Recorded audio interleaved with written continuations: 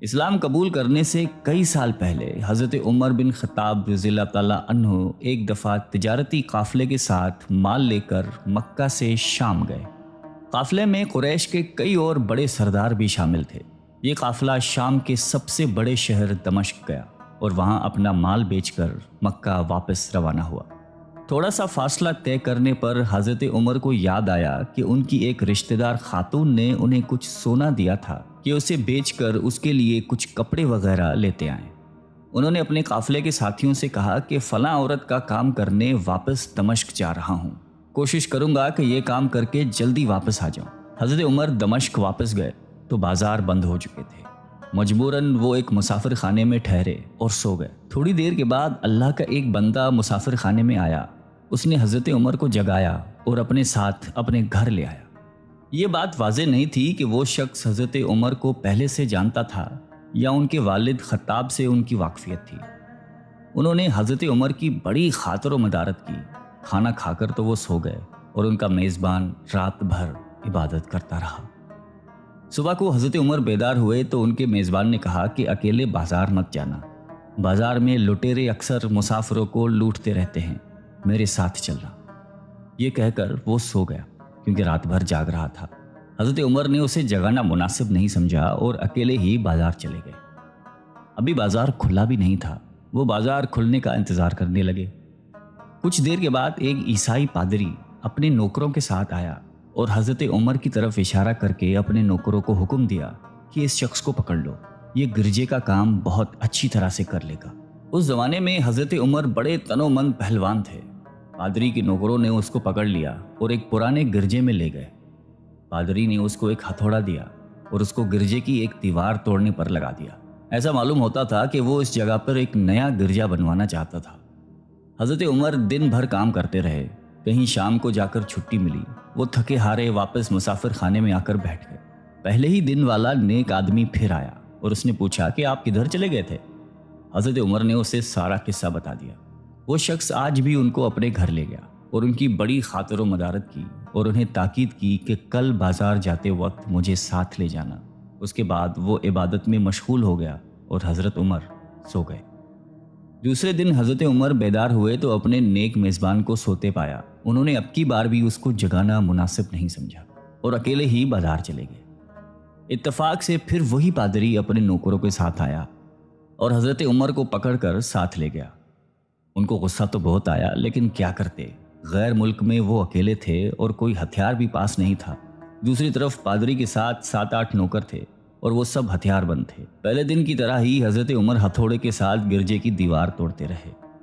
جب دھوپ تیز ہوئی تو پادری اور اس کے نوکر انہیں کام میں مشغول دیکھ کر چلے گئے اور حضرت عمر دیوار کے سائے میں دم لینے کے لیے بیٹھ گئے۔ اتنے میں وہ پادری گھوڑے پر سوار چپکے سے آیا اور حضرت عمر کے سر پہ ضرب لگائی اور کہا کہ ہم سب گھر گئے تو نے کام ہی چھوڑ دیا۔ اب حضرت عمر کو صبر کی تاب نہ رہی۔ انہوں نے ادھر ادھر نظر دوڑائی، ہر طرف سناٹا تھا۔ انہوں نے پادری کو گھوڑے سے کھینچ کر نیچے کر لیا اور اس کے سر پر ہتھوڑے مارنا شروع کر دیے۔ وہ بہت چیخا چلایا لیکن اس کی مدد کے لیے کوئی نہیں پہنچا۔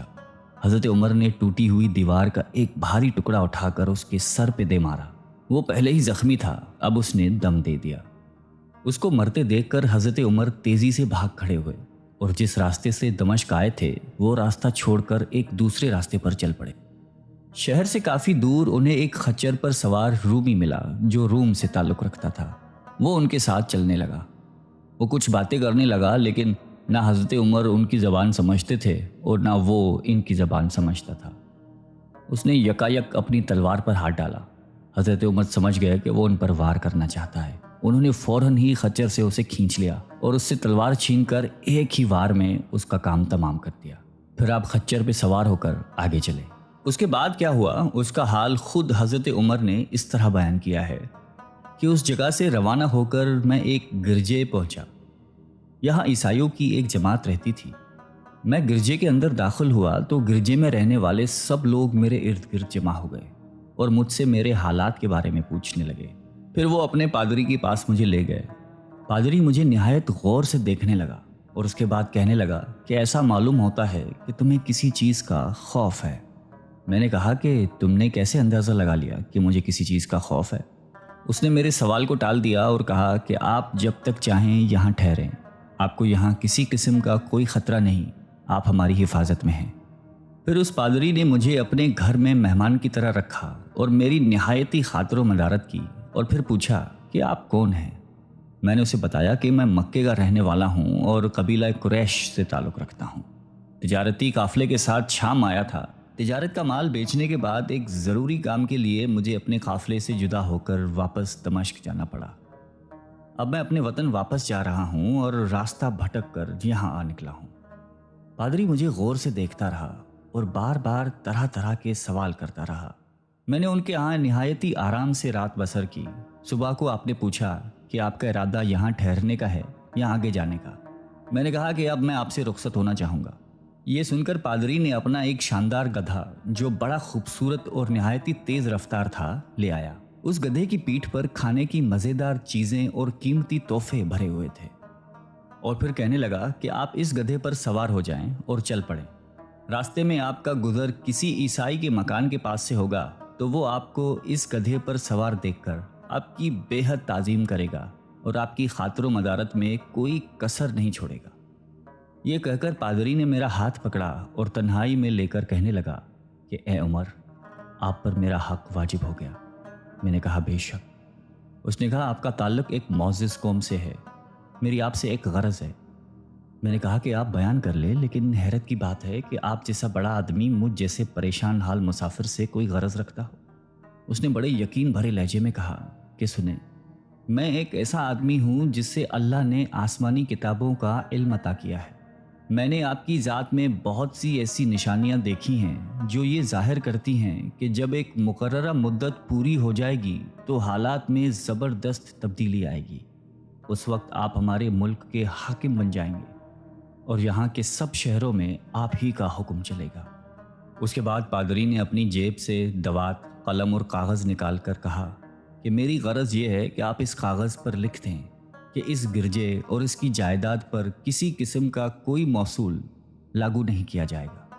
میں نے حیران ہو کر پادری سے کہا کہ آپ مجھ سے مذاق تو نہیں کر رہے؟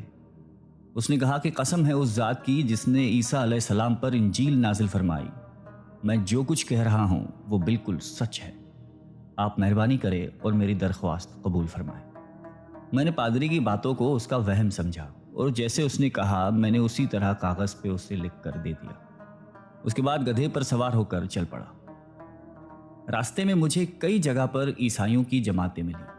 انہوں نے مجھے ایک پادری کے گدھے پر سوار دیکھ کر میری بڑی خاطر و مدارت کی۔ میں اس طرح جگہ جگہ عیسائیوں کا مہمان بنتا تبوک تک پہنچ گیا۔ اللہ کی شان، جس تجارتی قافلے کے ساتھ میں گیا تھا وہ کافی دیر میرا انتظار کرنے کے بعد اسی جگہ سے چل پڑا تھا جہاں میں نے اسے چھوڑا تھا، اور اب تبوک میں ایک کنویں کے قریب ڈیرا ڈالے ہوئے تھے۔ قافلے والے میرے ساتھی مجھے دیکھ کر میری طرف دوڑ پڑے اور مجھ سے مل کر بہت خوش ہوئے اور کہنے لگے کہ ابن خطاب، ہم لوگ تمہارا انتظار کرتے کرتے بالکل مایوس ہو گئے تو ہم نے اس مقام کو کوچ کر دیا جہاں سے تم واپس دمشق گئے تھے، مگر تمہارے بارے میں ہم سخت پریشان تھے۔ یہ تو بتاؤ کہ اتنے دن تم کہاں رہے؟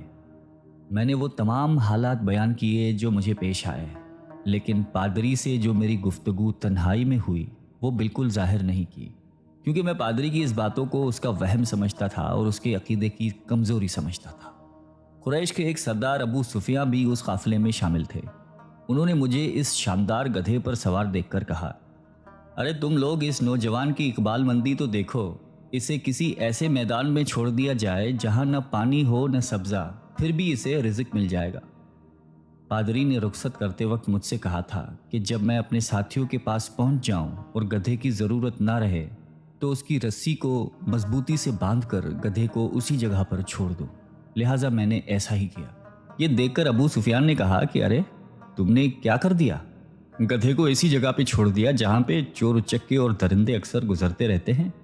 میں نے کہا اس کے مالک نے مجھے ایسا ہی کرنے کی ہدایت کی تھی، وہ اس کی عادتوں سے زیادہ واقف ہے۔ اب وہ جگہ گدھے والا کنواں کے نام سے مشہور ہے۔ وہاں سے روانہ ہو کر ہمارا قافلہ مکہ پہنچا۔ میری اور پادری کے درمیان جو گفتگو ہوئی تھی وہ مجھے بھلائے نہ بھولتی تھی۔ پہلے تو کئی دن تک میں نے اسے اپنے دل میں ہی رکھا، پھر مجھ سے ضبط نہیں ہوا اور یہ راز میں نے اپنے رشتہ دار خاتون کے سامنے ظاہر کیا جس نے مجھے سونا دیا تھا۔ وہ بڑی عقل مند خاتون تھی۔ اس نے مجھ سے کہا کہ اے ابن خطاب، میں تمہارے بچپن ہی سے تم میں اچھی نشانیاں دیکھ رہی ہوں۔ جب تم بہت چھوٹے بچے تھے تو میں نے ایک دفعہ خواب میں دیکھا کہ تم لمبے ہوتے جا رہے ہو اور تمہارا قد اتنا لمبا ہو گیا ہے کہ اس نے آسمان کو چھو لیا ہے۔ یہ دیکھ کر میں نے خواب میں کہا کہ ارے یہ میرے بچے کی کیا حالت ہو گئی ہے۔ کسی نے کہا کہ یہ لڑکا دنیا اور آخرت میں بھلائی پانے والا بنے گا۔ جاہلیت کے زمانے میں اس قسم کی باتوں کا مطلب میرے سمجھ میں نہیں آتا تھا۔ مکہ میں ایک شخص اہل کتاب یعنی یہود و نصارہ میں سے تھا جو بہت گمنام تھا۔ عام لوگ تو اس سے واقف بھی نہیں تھے، لیکن قریش کے کچھ سردار اسے پہچانتے تھے اور اس کی بہت عزت کرتے تھے۔ ایک دن دوپہر کے وقت میں اس کے ہاں گیا اور اسے جا کر کہا کہ میں آپ سے چند باتیں کرنا چاہتا ہوں اور چاہتا ہوں کہ آپ ان کو اپنے دل میں راز بنا کر رکھیں اور کسی کے سامنے ظاہر نہ کریں۔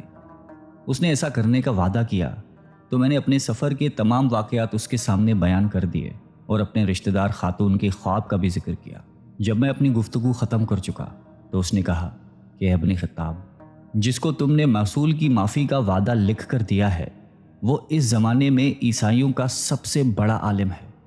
جو کچھ اس نے کہا وہ سب سچ ہے اور جلد ہی وہ سچ تمہارے سامنے آ جائے گا۔ جہاں تک تمہاری رشتہ دار خاتون کے خواب کا تعلق ہے تو اس سے یہ ظاہر ہوتا ہے کہ مکے میں ایک بہت بڑا انقلاب آئے گا۔ زمانہ ایک نئی صورت اختیار کرے گا اور آنے والے زمانے کے آسمان و زمین بدل جائیں گے۔ میں وہاں سے گھر چلا آیا اور اس کی ساری باتیں اپنے دل میں لیے رہا۔ تھوڑے ہی عرصے کے بعد قریش کی مجلسوں میں آپ صلی اللہ علیہ وآلہ وسلم کا ذکر ہونے لگا۔ یہ لوگ اس بات پر چڑھتے تھے کہ محمد صلی اللہ علیہ وآلہ وسلم اپنے آپ کو اللہ کا رسول کہتے ہیں، لوگوں کو بتوں کی پوجا کرنے سے منع کرتے ہیں اور ایک اللہ کو ماننے پر زور دیتے ہیں۔ جلد ہی اللہ تعالیٰ نے اسلام کو ظاہر کر دیا اور مجھے یقین ہو گیا کہ حالات وہی صورت اختیار کر رہے ہیں جس کی طرف آسمانی کتابوں کے عالم شام کے پادری نے اشارہ کیا تھا۔ نبوت کے 6 سال حضرت عمر نے اسلام قبول کر لیا اور رسول اللہ صلی اللہ علیہ وآلہ وسلم کے جان نثار ساتھی بن گئے۔ 11 ہجری میں آپ صلی اللہ علیہ وآلہ وسلم نے اس دنیا سے پردہ فرمایا تو حضرت ابو بکر مسلمانوں کے پہلے خلیفہ بنے۔ 13 ہجری میں انہوں نے وفات پائی تو حضرت عمر خلیفہ بنے۔